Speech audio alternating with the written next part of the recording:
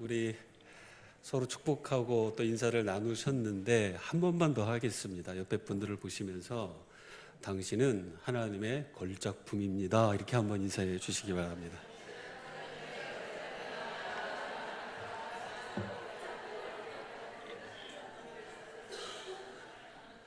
절대 옆에 분들에게 짝퉁입니다 그러면 안 됩니다.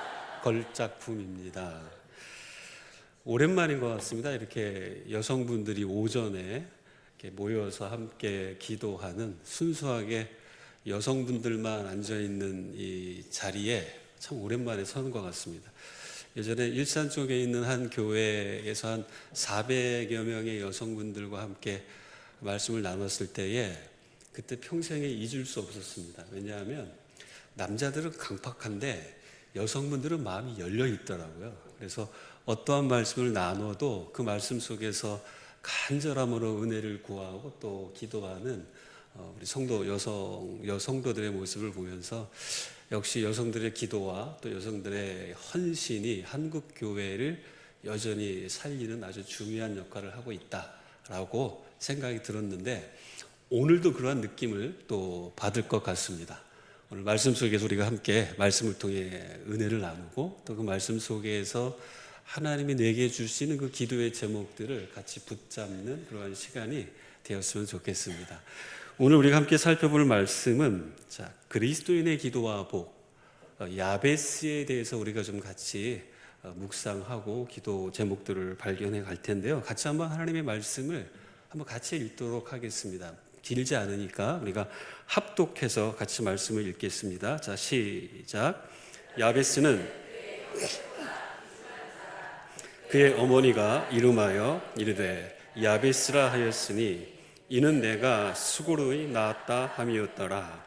야베스가 이스라엘 하나님께 아뢰어 이르되 주께서 내게 복을 주시려거든 나의 지역을 넓히시고 주의 손으로 나를 도와 나로 환난을 벗어나 내게 근심이 없게 하옵소서 하였더니 하나님이 그가 구하는 것을 허락하셨더라. 아멘. 아멘.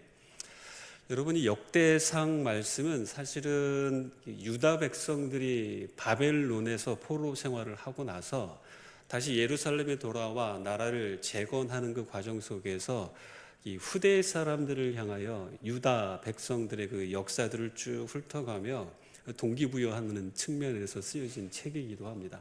그래서 역대상하, 이렇게 지금 매일 성경이 역대상을 묵상하고 있고 아마 어제 본문이 아마 이 본문이었던 것으로 저도 알고 있어요. 오늘 본문도 이제 5장으로 넘어갔는데, 여러분 이 야베스의 기도에 대한 내용들이 흘러가는 이 부분들을 보게 되면 그 아수훌이라는 사람의 후손들에 대해서 쭉 그 이름, 족보를 나열하고 있습니다. 그러니까 누가 누구를 낳았고 누가 누구를 낳았고 뭐 이러한 이야기가 쭉 진행되어지는 과정 속에 야베스라고 하는 이름이 탁 튀어나옵니다. 근데 그에 대해서는 그냥 누가 누구를 낳았다, 야베스를 낳았다 뭐 이렇게 끝나는 것이 아니라 야베스의 인생 전반에 걸쳐서 짧지만 함축적으로 한 문장으로 표현하고 있었던 것이 저와 여러분이 지금 읽었던 역대상 4장 9절과 10절 말씀의 이야기입니다. 여러분 그 이름의 뜻, 야베스의 이름의 뜻이 수고로이 낳았다 혹은 고통이라는 뜻입니다. 여기 대부분 다 부모, 어머니로서 이 자리에 앉아 계시는 것 같은데, 자녀를 낳았을 때 자녀의 이름을 고통아 이렇게 지을 사람 없죠. 우리는 그 자녀에 대한 기대감이 있어서 태명도 짓고, 그 다음에 아기가 태어나면은 그 아기에게 이름을 부여하잖아요. 그것은 부모의 기대감이 그 안에 담겨져 있는 겁니다. 신앙인이라면 그 신앙적 기대감과 삶에 대한 기대감을 담아서 그 이름을 짓는 것이죠. 여러분 제 이름이 현빈입니다. 현빈. 웃으시는 이유를 제가 알고 있습니다. 제가 교회를 가면은 어떤 목사님들이 저를 소개할 때 오늘 새로운 현빈이 왔습니다 이렇게 소개를 하시더라고요. 그럴 때마다 별로 기분이 안 좋아요. 왜냐하면 제 이름이 현빈 본명인데 여러분이 웃으시는 그 이면 속에 떠오르는 그 이미지는 본명이 아니거든요. 태평이거든요, 태평. 근데 저의 이름은 현빈. 근데 제가 8남매 가운데에 막내로 태어났습니다. 그리고 중학교 한 2학년 정도까지만 해도 제 이름을 집에서는 현민이라고 불렀습니다. 실제 저의 본명은 현민입니다. 그리고 아버님께서 저희가 이제 8남매니까 다 돌림자를 쓰는데 가운데 현자를 솥기현자로 썼고 그다음에 민자를 그냥 백성민으로 지었다고 했습니다. 근데 별로 의미가 뭐 이렇게 와닿는 그런 이름은 아닌데, 근데 호적에 보니까 분명히 집에서는 현민으로 부르고 현민으로 알고 있는데 저의 호적에는 현빈으로 되어 있던 겁니다. 그래서 저도 궁금해가지고 도대체 제 이름이 현빈으로 된 이유가 무엇입니까? 라고 살아계셨을 때 아버님께도 여쭤보고 어머니께도 여쭤보고 형제들께도 물어봤지만 아무도 몰라요. 아무도 모릅니다. 그래서 이 청소년 시기에 여러분 빈자가 들어가니까 친구들이 날마다 빈자 갖고 놀리는 거예요. 빈대 뭐 이런 식으로. 그러다 보니까 이제 묵상을 한 거죠. 도대체 나의 이름은 어디에서 왔을까? 그러니까 여러분 민자를 이렇게 쓰다 보면 위에 꼭다리가 좀 튀어나올 수 있으니까 이 동사무소 서기 직원께서 민자를 빈자로 잘못 써서 이렇게 이름이 된 게 아닐까. 그런데 보니까 또 한자가 있단 말이죠. 한자는 또 다르잖아요. 빈하고 민하고. 근데 한자를 보니까 빈자를 빛날 빈이 되어 있고요. 저의 팔형제가 전부 현자, 속기현자를 쓰고 있었는데 저만 어질현자로 되어져 있었습니다. 어질현, 빛날 빈. 성경을 많이 묵상하시고 읽으시는 분은 딱 어질현, 빛날 빈 하게 되면 떠오르는 성경 본문이 있을 겁니다. 다니엘 12장에 보면 지혜로운 자 궁창의 빛과 같이 빛날 것이요. 저는 이것을 나중에 깨달았습니다만 그래서 오래전에 저의 영어 이름을 다니엘이라고 그냥 지었었어요.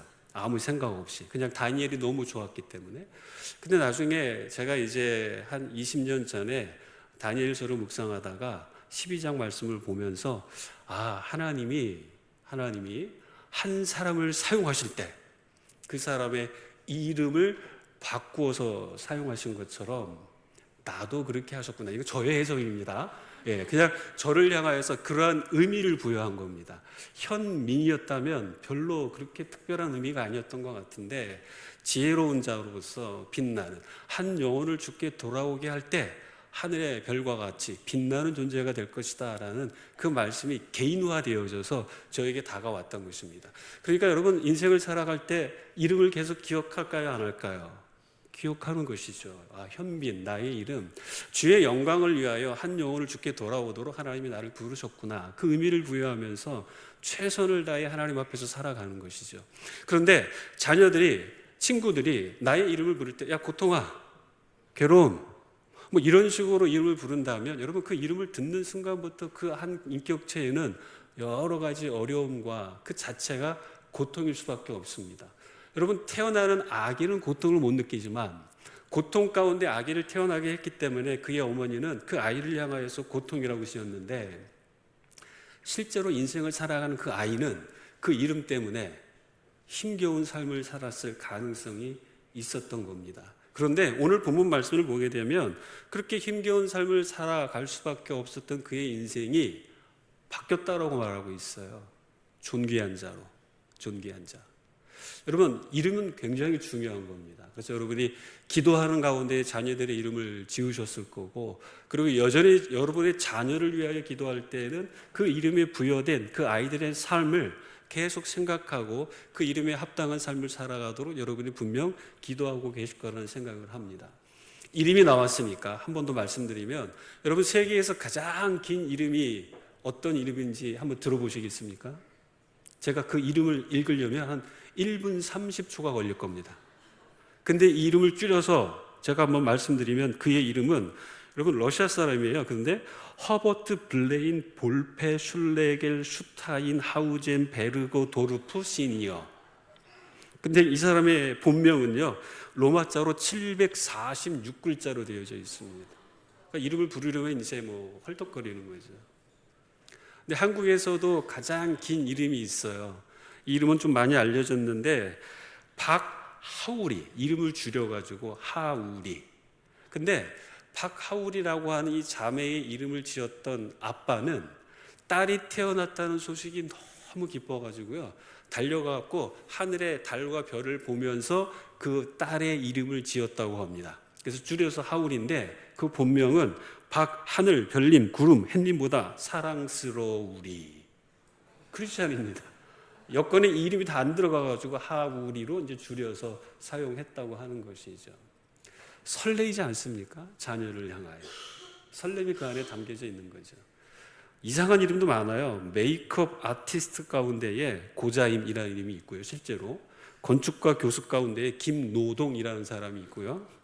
내과 전문의 가운데 손낙지, 영양사 가운데 박양념, 뭐 이런 식의 이름이 있습니다. 그러니까 이름 그것만으로도 사실 여러 사람들로부터 스트레스가 많이 있었을 겁니다. 그 스트레스를 받을 때마다 굉장히 힘든 시간들을 견뎌낼 수밖에 없었던 것이죠. 근데 여러분, 출생과 삶의 과정이 순탄하지 않았는데 그의 인생을 향한 총평은 오늘 본문에 의하면 존귀한 자였다라고 이렇게 총평을 하고 있는 겁니다. 여러분, 그 속에 무엇이 담겨져 있는지 저희가 그것을 오늘 살펴보는 겁니다. 고통 가운데 태어났고 괴로움 가운데 한숨 지으며 순간순간을 지낼 수밖에 없었는데 그의 인생을 향한 전체적인 평가가 참으로 존귀한 자였다. 여러분, 우리도 그러한 삶을 소망하고 있지 않습니까? 나의 이러한 삶의 현장, 우리가 객관적으로 볼 때 어려움과 고난의 연속일 수밖에 없지만 이러한 삶의 터널을 계속 지나가는 과정 속에 언젠가 우리의 삶을 향하여 하나님이 총평하실 때, 혹은 여러 사람들의 뇌들 속에 우리의 인생이 추억으로 남을 때 그들이 나를 향하여 평가하는 그러한 평가가 정말 존귀한 자였다, 하나님이 참으로 사랑하는 자였다, 그리고 많은 사람의 유익을 위해 수고했던 자였다, 이러한 이야기를 우리가 듣고 싶어하는 마음이 있지 않습니까? 그리고 우리 인생을 뛰어넘어 우리가 열심히 기도하고 있는 우리의 자녀, 또 우리의 이웃, 우리 주변, 여러분 공동체 안에 여러 성도들, 여러분 오늘 우리가 이 내용을 살펴보는 과정 속에서 여러분 각자에게 하나님이 주시는 그 기도의 제목들이 더욱더 선명해졌으면 좋겠습니다. 자, 야베스가 존귀한 자가 되었다라는 이 총평 속에는 핵심이 이겁니다. 기도했다는 겁니다, 여러분. 기도했기 때문에 하나님이 그의 인생을 바꿔주셨다라는 아주 중요한 교훈이 이 안에 들어가 있습니다. 여러분, 그렇기 때문에 우리가 기도에 대해서 좀 잠깐 살펴볼 텐데요. 기도는 이런 것입니다. 개인적이면서도 일반적인 것으로부터 시작합니다. 기도는 어떻게 배우는 거냐면, 기도는 기도하면서 배우는 겁니다. 기도는 이런 거야 라고 하면서 정의 혹은 어떤 이론적인 것으로부터 배우는 것이 아니라 기도하는 가운데에서 기도의 세계가 넓어지고 그 기도의 깊이가 더욱더 깊어지고 그 과정 속에 하나님이 나의 기도를 들어주시고 응답하시는 그러한 경험이 차곡차곡 쌓여져 가면서 더욱 건강한 기도, 더욱 강력한 기도로 발전되어져 가는 것이 기도라는 것을 우리가 알아야 되는 것입니다. 여러분, 고통 가운데 있습니다. 괴로움 가운데 있습니다. 그러면 그것으로부터 벗어나고 싶은 것은 본능 아닐까요? 크리스찬이라면 그것으로부터 벗어나고 싶을 때 무엇을 하겠습니까?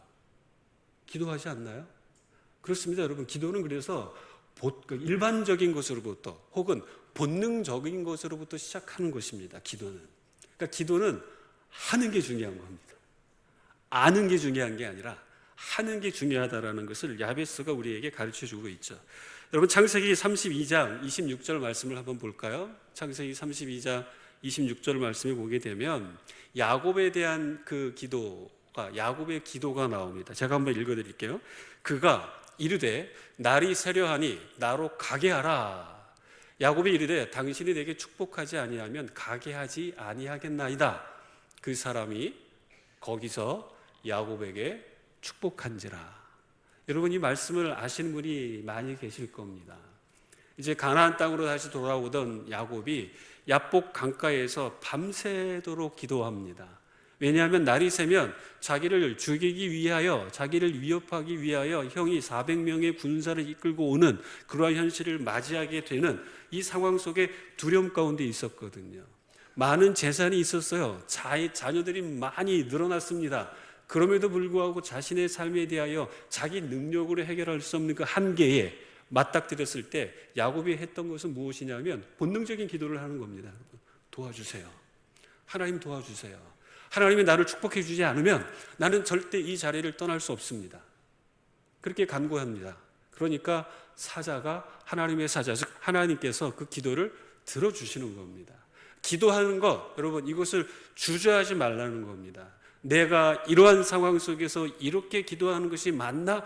이것을 고민하기 전에 그러한 상황과 그러한 문제를 가지고 그냥 하나님 앞에 나아가 기도하는 겁니다. 기도하다 보면 내용도 수정되어지고 기도하다 보면 하나님이 또 은혜를 주셔서 기도의 제목과 기도의 내용이 다른 방향으로도 갈 수 있고 그 과정 속에 우리는 성장해 갈 수 있다는 것이죠. 오늘 10절 말씀에 보니까 이렇게 이야기합니다. 야베스가 구하는 것을 하나님께서 허락하셨다는 겁니다. 어떤 의미냐면 야베스가 본능적인 상황 속에서, 그러니까 본능적으로 어려움과 고통의 상황 속에서 기도했는데 하나님이 그것을 허락하셨다는 것은 그 기도의 내용이 하나님이 보실 때에도 그렇게 문제될 게 없었다라는 거예요. 하나님의 뜻에 반하는 기도가 아니라 하나님이 그의 인생을 향하여 혹은 더 나아가서 우리 모든 인간들을 향하여서 원하시고 주기를 원하는 그러한 내용 가운데 한 부분이었기 때문에 야베스의 기도를 들어주셨다, 허락하셨다라는 겁니다. 그렇다면 기도는 보편적이고 일반적인 것, 더 나아가 본능적인 것으로부터 시작한다면 그 기도의 내용 가운데 담겨져야 할 것들이 무엇인가? 여러분 그것이 우리가 일반적으로 말하는 복이라는 주제입니다. 우리는 기독교 안에도 이 복에 대한 부정적인 시각들이 조금 많이 생겼어요.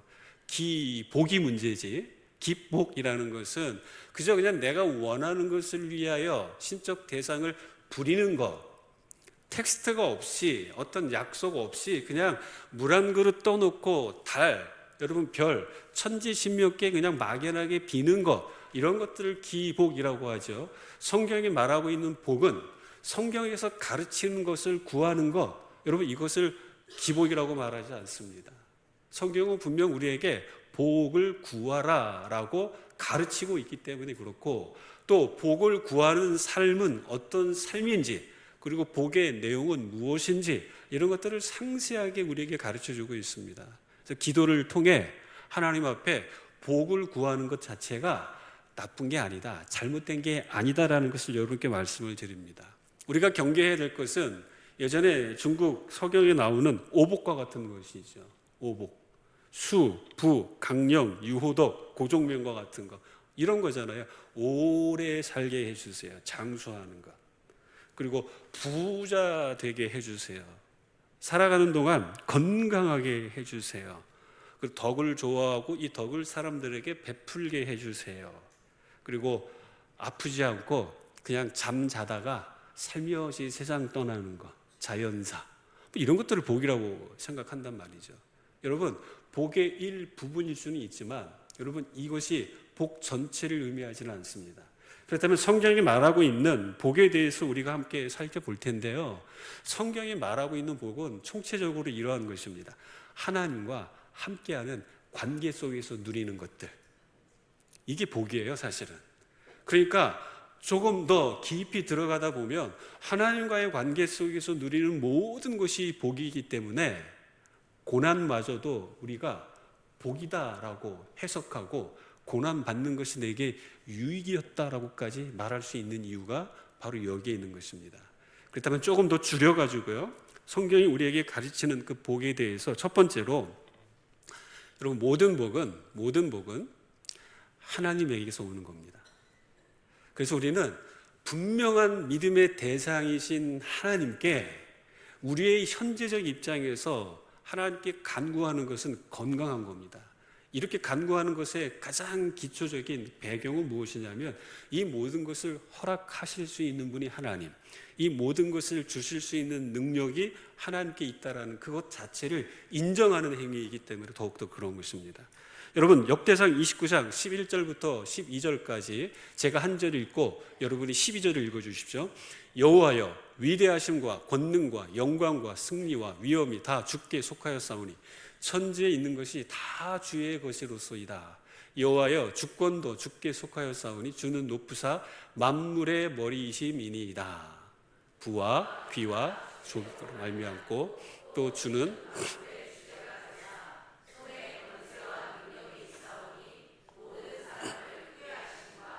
강하게 하심이 주의 손에 있나이다. 아멘.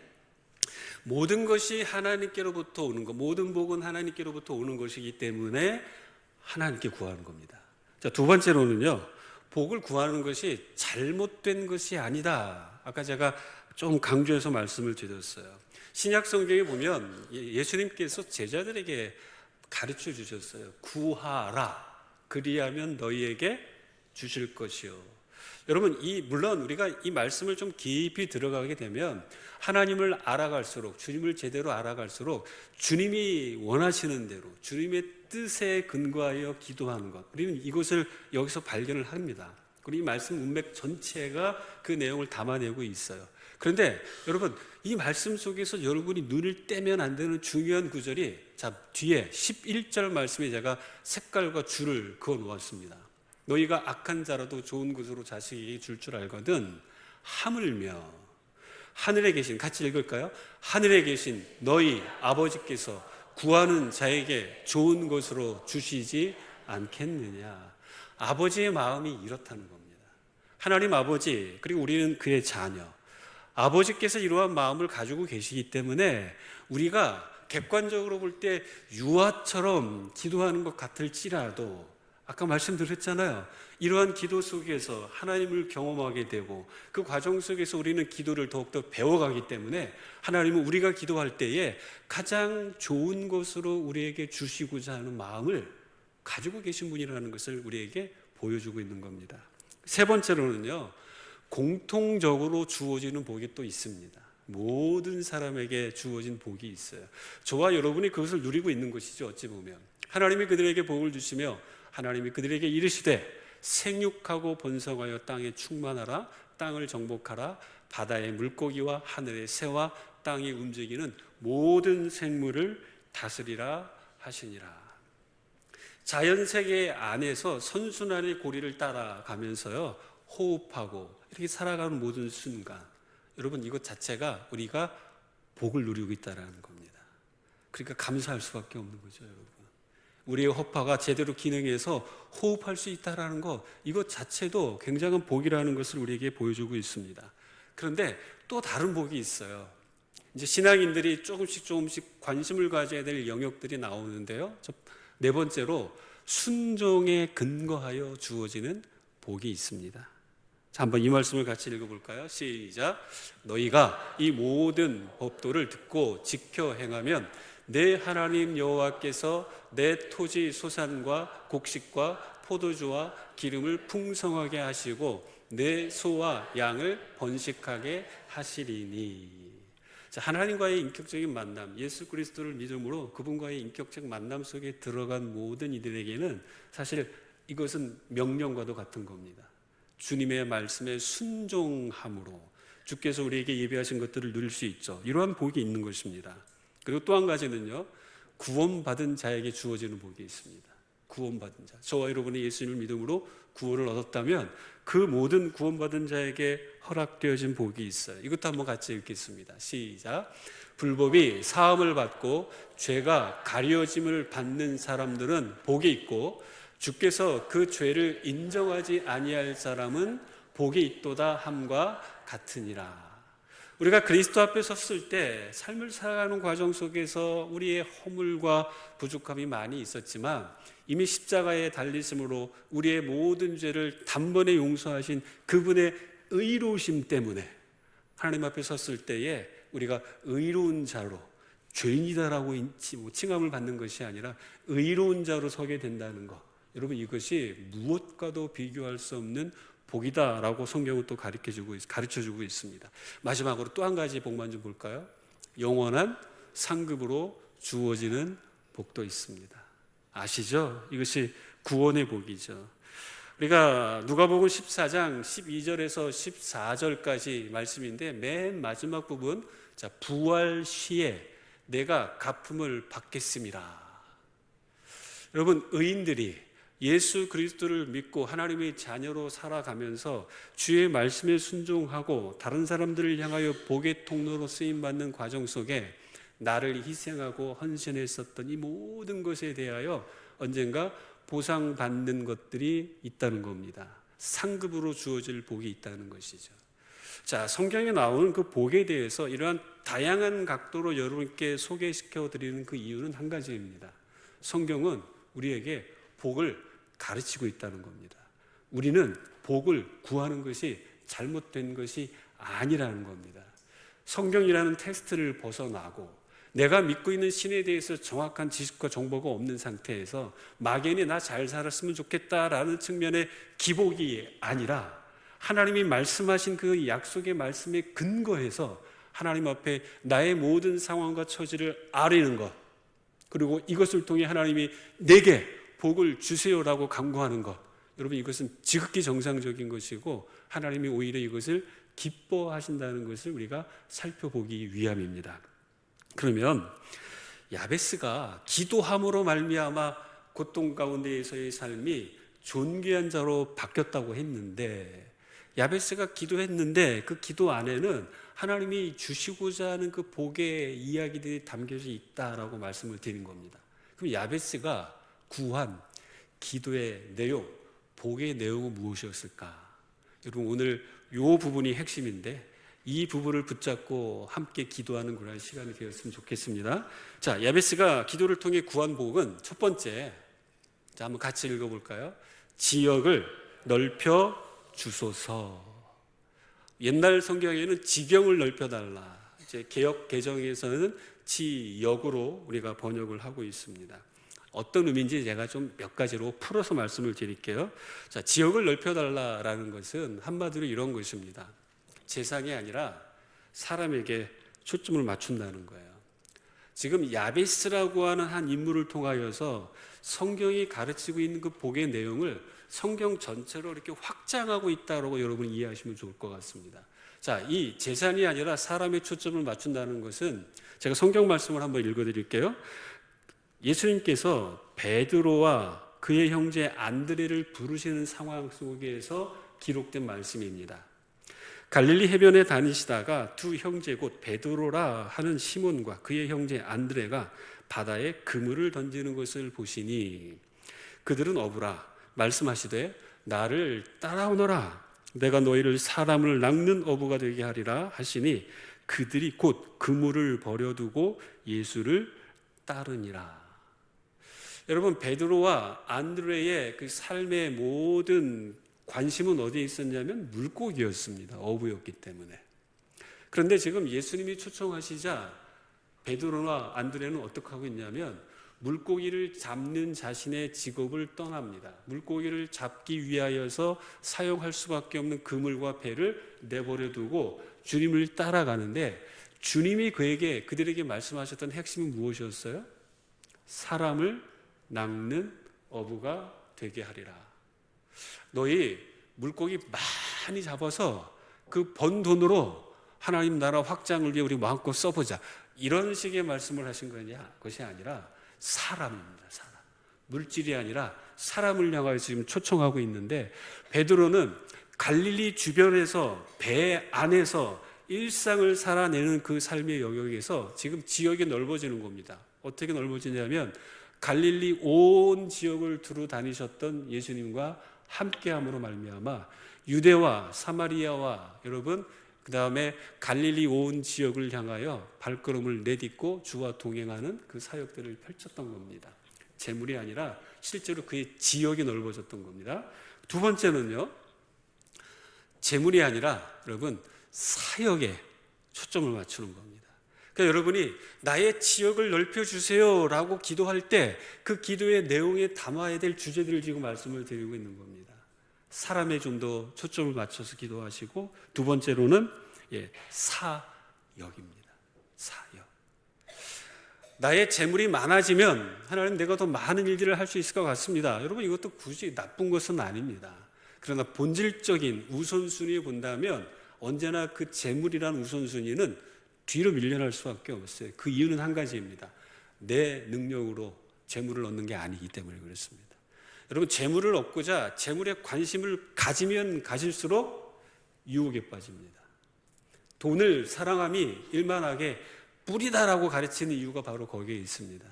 우리는 무언가에 사로잡히면은 그것이 하나님께로 우리를 이끄는 것이 아니라 그냥 그것의 노예가 되게끔 만들기 때문에 우리가 사로잡혀야 할 유일한 대상은 하나님이세요. 그래서 먼저 그의 나라, 예수님께서 항상 우리에게 그것을 가르쳐 주셨던 겁니다. 여러분, 재물 말고 내 관계의 확장이 이루어질 수 있도록 더 많은 사람을 알아가고 더 많은 사람을 섬길 수 있는 그러한 기회를 내게 달라고, 여러분, 그 기도의 내용을 담아 내 지역을 넓혀주세요, 그렇게 기도하라고 이야기하는 것이죠. 세 번째로는요, 안전지대에서의 안락함이 아니라 변화에 초점을 맞추세요. 변화. 여러분, 우리는 그동안의 평생에 우리가 살아왔던 삶의 스타일과 환경이 우리에게 분명히 있습니다. 여길 벗어나고 싶어 하지 않습니다. 변화를 꺼려합니다. 도전하지 않아요. 그냥 머물러 있으려고 하는 것들이 참 많이 있죠. 그 이유는 그러한 것들을 위해 대가를 지불하는 것이 마음이 불안한 겁니다. 그런데 여러분, 지역을 넓혀달라고 하는 그 기도의 내용에는 이 대가 지불을 하겠습니다, 그러니 저를 더 사용해 주세요, 이러한 헌신과 희생의 결단이 담겨져 있어야 한다는 것입니다. 여러분, 민수기 13장에 보시게 되면 12정탐꾼의 이야기를 혹시 들어보셨습니까? 가나안 땅, 약속의 땅을 이제 들어가기에 앞서서 하나님께서 400년간 비어 있었던 그 땅을 이제 40일 동안 정탐하고 돌아오라 12명의 정탐꾼을 보냈습니다. 근데 가서 보았더니 그 땅의 풍요로움을 눈으로 목격했어요. 포도송이가 얼마나 거대했는지요. 근데 그것을 얻고 누리기 위해서 그 땅에 들어가야 하는데, 그 땅에 들어가자니 그 땅을 딱 지키고 있는 거대한 아낙 자손들의 후예들을 눈으로 목격합니다. 그 땅이 내게 가져다 줄 것에 대해서는 호기심이 가는데, 그것을 얻기 위하여 저들과 싸워야 하고 저들과 충돌해야 한다는 그것 자체가 굉장한 부담이 되는 겁니다. 그것은 누리고 싶은데 그것을 하기 위해서 무언가 대가를 지불해야 하는 것, 이게 싫은 거예요. 그러니까 하나님 앞에 불신앙으로 반응하죠. 그냥 광야 여기서 죽었으면 좋겠다라고 이야기하고, 지도자들을 향하여 저들 죽여버리고 다시 애굽으로 돌아가자, 이러한 반응을 보이게 되었던 것입니다. 여러분, 또 성경 출애굽기 보게 되면 3장부터 쭉 읽다 보게 되면 모세의 이야기가 나옵니다. 이제 왕궁을 떠나서 40년간 미디안 광야에서 목동으로서의 삶을 살고 있었던 모세를 향하여서 하나님이 만나 주시잖아요. 찾아오시잖아요. 떨기나무 불꽃 가운데에서. 그때 여러분, 모세에게 하나님께서 말씀하시죠. 다시 애굽으로 들어가라. 근데 여러분, 모세가 90편에서 우리가 건강해봤자 70, 80세인데 이렇게 고백하지 않았나요? 근데 자신의 나이가 80이란 말이죠. 80의 나이에 다시 애굽으로 들어가서 그 거대한 이스라엘 백성들을 이끌고 나와야 되는 이러한 역할, 그다음에 자기가 익숙해 있었던 이 광야, 여기를 떠나서 애굽으로 들어가는 것 자체가 마음이 용납이 되지 않는 겁니다. 그러다 보니까 이제 출애굽기 3장부터 계속 하나님과의 대화, 즉 모세의 변명이 나오는 것이죠. 12정탐꾼 가운데 10명의 정탐꾼의 모습이나 이 모세가 하나님께 부름받고 거기에 대한 변명하는 이 모습이 우리에게도 많이 있다라는 거예요. 변화가 싫은 겁니다.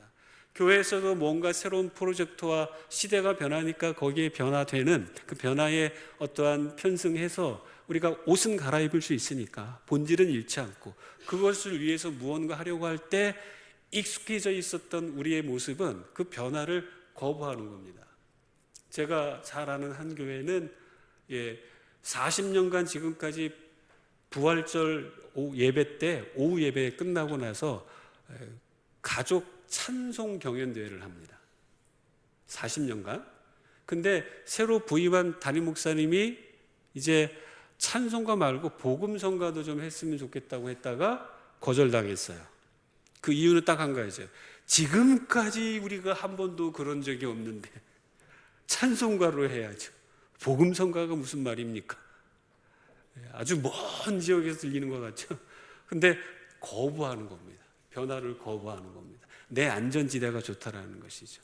여러분, 지역을 넓혀달라라는 이 기도 속에는 하나님, 주께서 저를 더 사용해 주시되 저의 이 안전지대를 벗어나서 주님이 원하시는 자리에 저를 옮기실 때 제가 기꺼이 제 자신을 내어드리고 헌신하겠습니다. 대가 지불하겠습니다. 이 기도의 내용이 이 안에 담겨져 있다는 것입니다. 더 수고하고 더 수고하고 희생하겠습니다. 그 결단이 담겨져 있어야 한다는 겁니다. 자, 또 한 가지는요, 자기가 제한하는 것이 아니라 하나님의 인도와 지도를 소원하는 겁니다.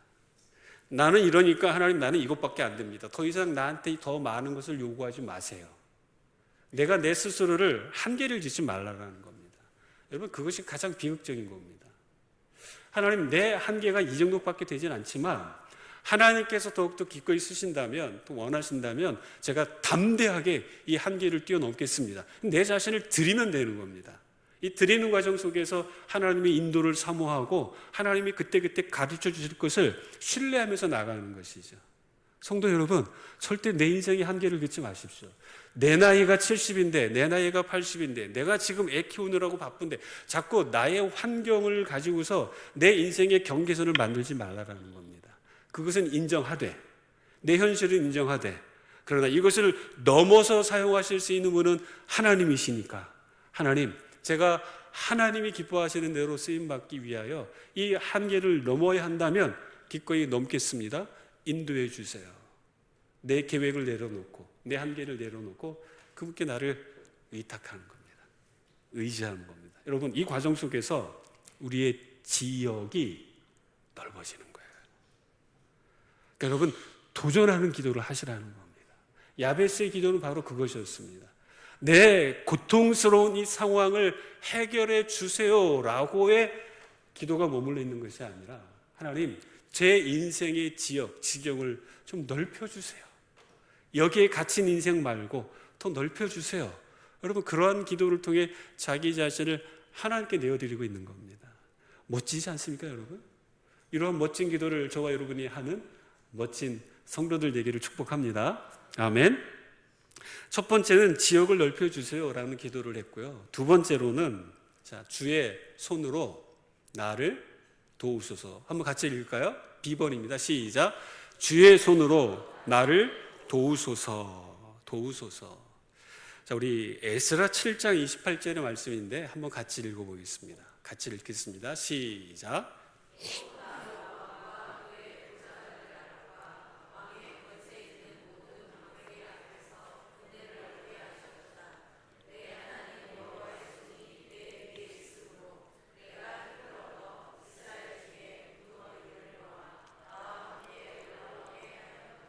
아멘. 자, 에스라가 이제 바벨론의 포로로 붙잡혀 갔던 사람들을 모아가지고 다시 고국으로 돌아오는 그 과정 속에서의 간증과 고백을 담아내고 있는 글입니다. 여러분, 여기 보시면 이제 28절 초반절에 이렇게 이야기하고 있지 않습니까? 나로 왕과 그의 보좌관들 앞과 왕의 권세 있는 모든 방백의 앞에서 무엇을 얻게 하셨다고요? 은혜를 얻게 하셨다. 여러분, 자기에게 영향력을 줄 수 있는 강력한 사람들이 있지만 하나님은 그들을 무시하시고 하나님께서 그들 앞에서, 인간 세계의 최고 권력자들 앞에서 에스라에게 하나님이 은혜를 허락하신 거다, 허락하셨다. 그것을 지금 고백하고 있습니다. 근데 여기서 끝나지 않아요, 여러분. 말씀 뒷부분을 보게 되면 그러한 바사 제국의 권력자들 앞에서 하나님의 은혜를 입음과 동시에 자기보다도 더욱더 권력과 지위가 높은 사람들, 이스라엘 백성들 가운데 그러한 사람들이 있었는데, 여러분, 그들을 어떻게 했다고 지금 기록하고 있냐면 그들을 모아 나와 함께 고국으로 돌아오게 하셨다라고 이야기하고 있습니다. 세상의 권력과 지위 앞에서 하나님은 하나님의 사람들을 향하여서 하나님의 은혜를 부어주시는 그 장면, 그것을 지금 에스라가 기록하고 있는데 핵심은 주께서 내게 은혜를 베푸셨다라는 겁니다. 여러분, 그게 주의 손으로 나를 도우사. 이 문장과 동일한 문장이라고 생각하시면 됩니다. 하나님 내게 은혜를 주세요. 여러분, 이 기도의 제목은 야베스가 이 기도의 제목을 자기 스타일대로 바꿨다고 보시면 돼요. 주의 손으로 나를 도우사. 여러분, 손을 한번 이렇게 들어서 여러분 눈으로 한번 보십시오. 내 눈이 가장 자세히 볼 수 있는 그 부분이 손바닥입니다. 손등도 물론 해당이 되겠습니다만 아주 세밀하게 볼 수 있어요. 하나님도 마찬가지입니다, 여러분. 하나님의 섬세함과 하나님의 그 능력을 손으로 성경을 항상 표현을 해주고 기록해주고 있는 것입니다. 그러니까 주님의 손이라는 것은 그분 자신을 말씀하는 거예요. 주님의 손이라는 것은 하나님의 능력 그 자체를 의미합니다. 신약 성경에서는 예수님이 이것을 내 이름으로라는 측면에서도 설명을 해 주셨죠. 그러니까 주님의 손이라는 것은 하나님께서 하나님의 능력으로 도와달라라는 그 야베스의 간청을 표현하고 있는 것이죠. 애굽에서 출발하여서 40년간 광야 생활을 했었던 이스라엘 백성들을 떠올려 보시겠습니까? 물론 늘 같은 메뉴였습니다만 아침에 일어나니까 이것이 뭐지? 이게 웬 떡이야? 그 이름의 만나를 늘 먹고 살았죠. 주님의 손의 능력입니다. 일반적으로는 사람들의 생각 속에는 불가능하다라고 밖에 생각할 수 없지만 하나님은 그것을 뛰어넘어서 광야 한복판에서 하나님의 손으로 그들을 먹이시고 입히시고 책임지신 것. 성경은 그것을 우리에게 진술해 주고 있습니다. 이방 선지자 850명과 힘겨루게 해서 영적으로 승리했습니다. 하나님의 놀라운 역사를 경험했습니다. 근데 갑자기 한 여인이 너 죽일 거야 라고 협박하니까 그 협박에 갑자기 기가 죽어서 영적 침체기로 빠져들었던 엘리야. 여러분, 엘리야를 하나님께서 로뎀나무 아래서 먹이시고 입히시고 돌봐주지 않았나요? 여러분, 하나님의 능력이라는 것을 크기와 규모로만 생각하시면 안 됩니다. 그것을 뛰어넘어서 그것을 포함하지만 현재 우리의 삶에 가장 필요한 것을 섬세하게 돌보시는 것도 하나님의 능력 속에 담겨져 있는 겁니다. 우리의 생각과 하나님은 다르죠. 우리는 이 이슈가 돈의 문제인 줄 알고 돈에만 집중할 가능성이 있지만 하나님은 그 문제의 근본적인 것을 알고 계시기 때문에 돈보다는 다른 문제, 진짜 문제를 해결하시려고 일하시는 경우들도 참 많이 있습니다. 주의 손이라는 것은 여러분 하나님의 능력입니다. 예수님의 손은 어떠셨습니까, 여러분? 물고기 2마리와 여러분 보리떡 5개를 손에 쥐고 하늘을 우러러 드신 다음에 축사, 기도하시고 어떻게 하셨어요? 주님의 손이 떼어줬잖아요. 떼어주지 않았습니까? 남자만 5,000명 먹었습니다. 그룹으로 지어놓고 제자들이 그때 어떤 일을 했냐면 최초의 배달의 민족 아시죠? 배달했잖아요. 주님이 떼어주는 거 계속 배달해 주지 않았습니까?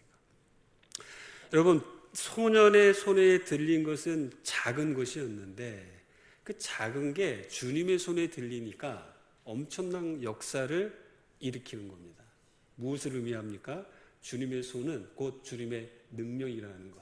그래서 주의 손으로 나를 도와주세요. 그렇게 기도해야 한다는 것을 이야기하는 것이죠. 그리고 나를 도우소서라는 그 말의 의미는 이런 의미가 있습니다. 여러분, 나를 도우소서. 나를 도우소서. 자, 이것은 한번 같이 읽겠습니다. 나를 도우소서는 나를 주께 내어드리는 것이다. 나를 주께 내어드리는 것. 나는 가만히 있고 하나님이 뭔가 하셔야 된다. 하나님이 그렇게 말씀하시면 가만히 있어야 됩니다. 근데 어떤 의미냐면 주종이 바뀐 겁니다. 내가 주인이고 하나님이 종인 것. 그런 개념으로 하나님을 부리려고 하지 말라라는 겁니다. 주께서 나를 도와주세요 라는 것은 주님께서 나를 도와주시기 위하여 주께서 내게 무언가를 행하시고자 할 때 그 일들을 위해서 내 자신을 아낌없이 내어드리겠습니다. 내 방법과 내가 원하는 타이밍을 주장하는 것이 아니라 주님의 방법과 주님의 타이밍을 신뢰하겠습니다. 그 고백입니다. 주도권이 내게 있고 주님은 나를 위해서 당연히 무언가를 해야 될 빚진 자의 모습으로 주님께 요청하는 것이 아니라 사랑의 빛, 은혜를 받은 내가 그 사랑과 은혜에 합당한 삶을 살아갈 수 있도록 나를 더 도와주세요. 그분의 주인 되심을 인정하는 그 고백이 이 기도 가운데에 담겨져 있는 것이죠. 모든 것을 선으로 이끌어 가시는 그 하나님의 주권적인 역사와 섭리를 내가 신뢰하겠습니다. 그러니 그 주권적인 역사를 가지고 계신 하나님께서 행동해 주세요. 움직여 주세요. 제가 따르겠습니다. 간청한 그 기도의 내용이 나를 도우사라는 그 내용 속에 담겨져 있는 것입니다. 그리고 세 번째로는요, 이 기도를 여러분이 하셔야 됩니다. 같이 한번 읽겠습니다. 시작. 환난을 벗어나 근심이 없게 하옵소서. 환난을 벗어나 근심이 없게 하옵소서. 어쩌면 우리가 하고 있는 기도의 내용 가운데에 이 내용이 대부분 차지하고 있을 가능성이 있습니다. 우리의 현실이 만만하지 않잖아요. 고통의 연속이고 산 넘어 산이라고 뭐 하나 해결하고 나면 그 다음에 또 다른 문제가 우리를 엄습해 오기 때문에 우리가 힘겨운 시간을 보내고 있는 것이죠.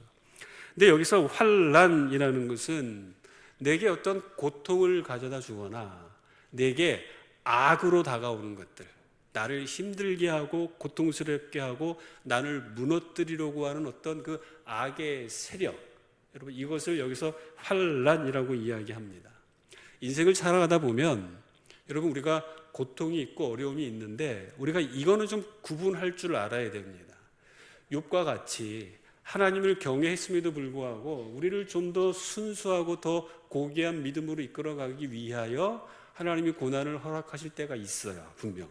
그런데 어떤 경우는 제가 볼 때는 대부분의 경우가 여기에 해당하는 경우들이 있는데 내 잘못으로 인하여 내가 자초한 것도 있다는 것이죠. 하나님의 뜻에서 벗어남으로 말미암아 여러분 하나님이 우리를 용서하시고 받아주시지만 흔적은 남아요. 제가 제 몸에 바울은 그리스도의 흔적, 십자가의 흔적, 복음의 흔적이 있다고 말하는데 저는 화상의 흔적이 어딘가에 있습니다. 그 이유는 어머니께서 제가 어린 시절에 맛있는 거를 찬장 위에다가 올려놓고 가셨어요. 부엌에, 찬장 위에. 그런데 어머니가 가시면서 너 이거 식구들 올 때까지 먹으면 안 돼. 저한테 이렇게 말씀하셨거든요. 근데 그게 될까요? 거기만 자꾸 차라리 그냥 몰래 말씀 안 하시고 가면 괜찮은데 이거 여기다 놨으니까 이따 먹으면 안 돼? 그러고 가셨어요. 근데 제가 그거 부뚜막에 올라가가지고 꺼내다가 발을 잘못 디뎌가지고 어머니가 빨래를 삶아놓았던 양동이를 밟은 바람에 거기에 엎어졌어요. 대가집을 한 겁니다. 부정적으로. 흔적이 남아있는 거죠. 무슨 흔적이요? 불순종의 흔적이 남아있는 겁니다. 고난이라는 것은요, 이런 양면성이 있습니다. 하나님이 우리를 위하여 주시는 고난도 있지만 내가 말씀에 순종하지 않음으로 말미암아 그 길에서 돌이키도록 하기 위해 하나님이 허락하시는 고난도 있다라는 거죠. 우리의 잘못 때문에. 놀라우신 것은 그럼에도 불구하고 우리가 기도할 때면 하나님이 이런 모든 고난으로부터 합력하여 선을 이루도록 역사하시면서 우리를 건져내 주신다는 겁니다. 그래서 우리가 기도하는 것이죠. 그래서 환난을 벗어나게 하소서, 이것은 나를 보호해 주소서라는 간구이고 근심이 없게 하소서라는 이 단어의 이 문장의 표현은 온갖 다양한 고통과 악으로부터 저를 지켜주소서, 불필요한 근심, 염려가 나를 엄습하지 않도록 도와주세요. 그러한 간청을 지금 야베스가 하고 있는 겁니다. 이런 거죠. 그냥 한마디로 저를 좀 지켜주세요. 저를 좀 보호해 주세요. 여러분 사도 바울이 우리에게 권면했었던 말씀 가운데 정말 우리가 마음에 붙들고 기도하는 구절이 하나 있습니다. 아무것도 염려하지 말고 오직 모든 일에 기도와 간구로 너희 구할 것을 하나님께 아뢰라. 그리하면 모든 지각이 뛰어난 하나님의 평강이 너희의 생각과 마음을 어떻게 하신다고요? 지키시리라. 여러분 이 단어가 어떤 단어냐면 로마 병사들이 누군가를 감옥에 가두고 그 앞을 철저하게 지키는 그 의미를 담고 있는 단어입니다.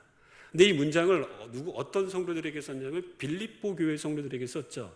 로마 문화 한복판에 있는 이 빌립보 성도들은 지키시리라고 하는 이 단어를 그들의 삶의 문맥 속에서 충분히 강력하게 인지할 수 있었다라는 겁니다. 그들의 현재적 문맥 속에서 그렇게 지키신다라고 이야기하는 것처럼 야베스도 하나님 저를 지켜주세요. 근데 여러분 놀라운 것은요, 예수님께서도 우리에게 기도를 가르쳐 주실 때 너희들은 이렇게 기도하라. 그때 사람들이 기도하고 있는 보편적인 기도의 내용과는 다른 제자가 기도해야 할, 제자들이 기도해야 할 기도의 내용을 가르쳐 주실 때 마태복음 6장 13절 주기도문 기도 가운데에 이렇게 기도하고 있죠. 기록하고 있죠. 우리를 시험에 들게 하지 마시고 어떻게 해요? 다만 악에서 구하소서. 성도 여러분, 야베스가 환난을 벗어나 근심이 없게 하소서라는 이러한 기도가 기복적인 기도가 아니라는 겁니다. 주님도 우리에게 그것을 가르쳐 주셨어요. 보이지 않지만 분명 악한 세력들이 있습니다. 그 세력들이 직간접적으로 우리를 괴롭히고 우리를 힘겹게 하는 이 상황이 우리 일상 가운데 펼쳐질 수밖에 없는 것이죠. 그것으로부터 구해달라 기도하는 것입니다. 그것으로부터. 그렇다면 여러분, 이러한 환난과 근심을 가져오는 여러 가지 것들을 사도 요한은, 신약 성경의 사도 요한은 세 가지로 우리에게 좀 가르쳐 주고 있어요. 사도 요한의 말씀과 더 나아가서 성경 전체가 가르치는 그러한 환난과 근심을 가져오게 하는 그 요소 세 가지를 제가 결론적으로 말씀을 드리면서 오늘 우리가 이 기도의 제목을 붙잡고 기도하는 시간을 가졌으면 좋겠습니다. 자, 우리가 기도해야 할 환난을 벗어나 근심이 없게 하소서, 이 내용 가운데 포함되어져야 할 세 가지 주제 가운데 첫 번째는 이겁니다. 한번 같이 읽겠습니다. 시작. 육신의 유혹에 대해서 나로 환난을 벗어나게 하옵소서라고 기도해야 한다. 자, 무엇에 대해서요? 막연하게 기도하지 마시고 여러분, 여기서 육신의 유혹이라는 겁니다. 갈라디아서 5장 19절에서 21절까지 말씀을 제가 한번 읽을게요. 자, 육신의 일, 육체의 일은 어떤 것인가?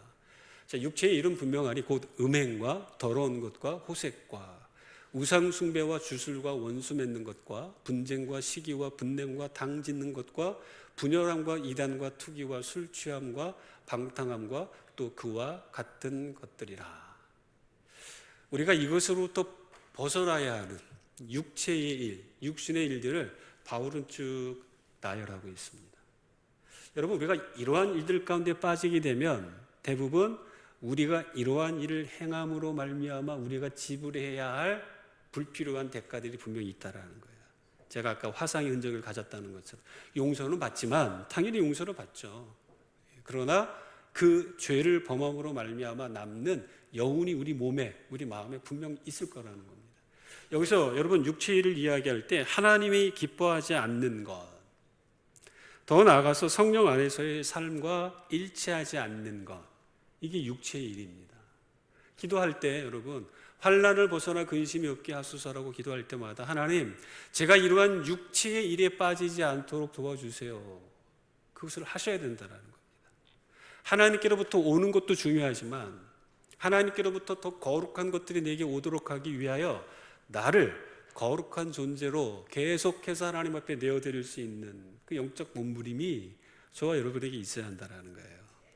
여기 음행은 여러분, 더러운 것, 음행과 더러운 것, 호색이라는 것은 다 성적인 범죄를 의미합니다. 그리고 우상숭배, 여러분 이것은 탐심입니다. 골로새서에서 또 바울이 그렇게 이야기했죠. 주술이라는 것은 자신이 원하는 것, 더 나아가 원하는 결과를 얻기 위하여서 무언가를 조작하거나 특정한 어떠한 대상들을 또 만들어내는 일들, 이런 일들을 주술이라고 이야기하죠. 원수 맺는 것, 서로 미워합니다. 서로 원수가 되는 것, 서로 미워하며 시기하고 질투하는 것. 그 이어서 나오는 분쟁, 시기, 분냄, 당짓고 분열함과 이단. 정보 이렇게 막 쪼개지고 나뉘어지고 서로 싸우는 것들.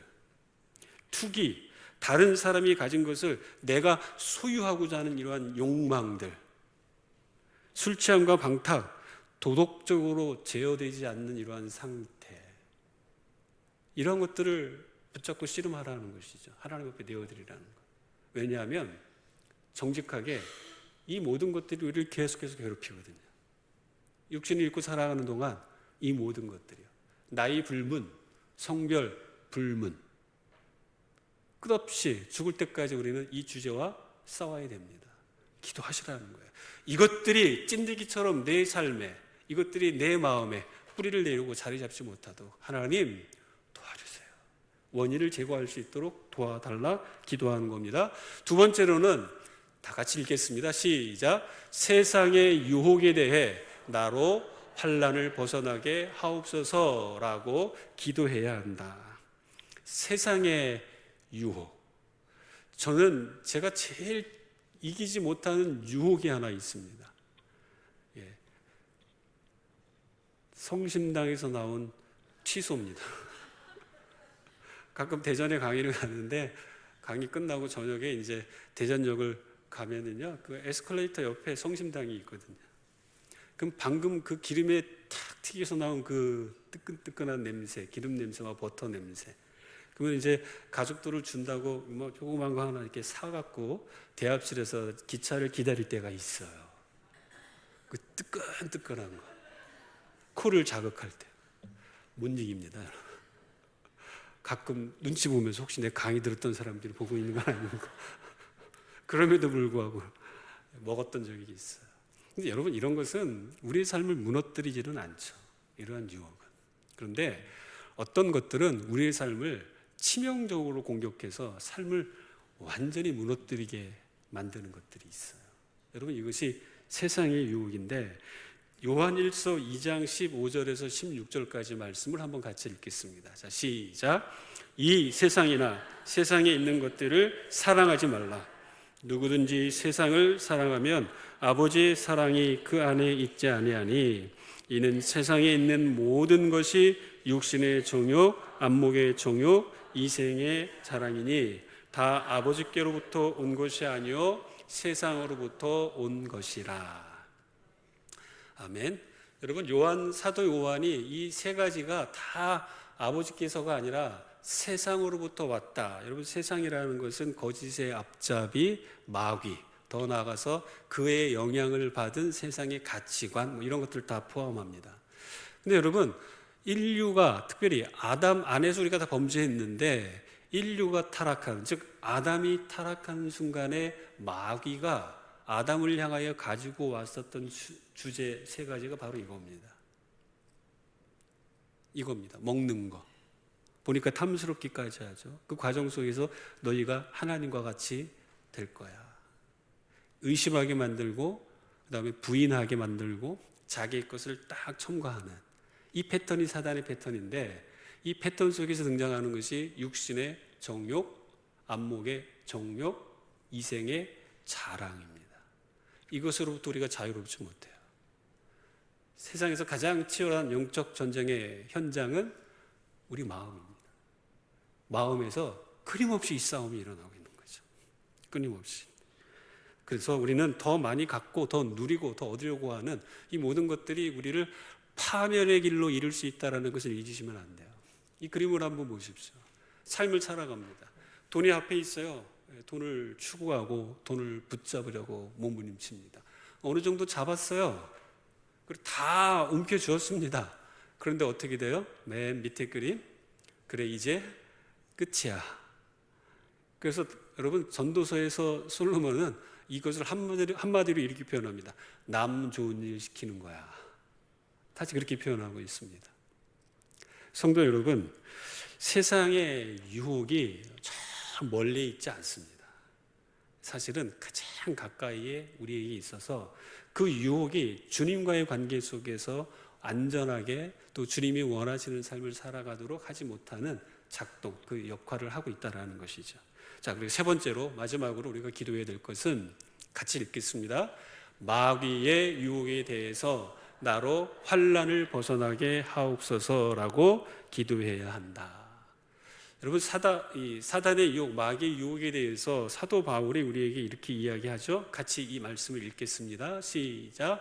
우리의 씨름은 혈과 육을 상대하는 것이 아니요 통치자들과 권세들과 이 어두움의 세상 주관자들과 하늘에 있는 악의 영들을 상대함이라. 그러므로 하나님의 전신갑주를 취하라. 이는 악한 날에 너희가 능히 대적하고 모든 일을 행한 후에 서기 위함이라. 아멘. 성도 여러분, 우리가 이 자리에 모여서 기도해야 하는 가장 중요한 이유는 우리의 일상이 그냥 평범한 일상이 아니라 보이지 않지만 보이지 않는 영적 세력들과 하는 치열한 영적 전투가 우리의 일상이기 때문에 그렇습니다. 그래서 기도해야 되는 겁니다. 기도하는 이유는 우리의 힘과 능으로 우리가 우리의 문제를 해결할 수 없고 내 환경을 주장할 수 없기 때문에 이 모든 것을 주관하시는 하나님께 내 자신을 내어드리는 것, 맡기는 것, 여러분 이것이 기도이기 때문에 그렇습니다. 재정 수입이 늘어나는 것, 복일 수 있어요. 그런데 한번 잘 생각해 보세요. 많이 벌었는데 줄줄 새어나가는 것.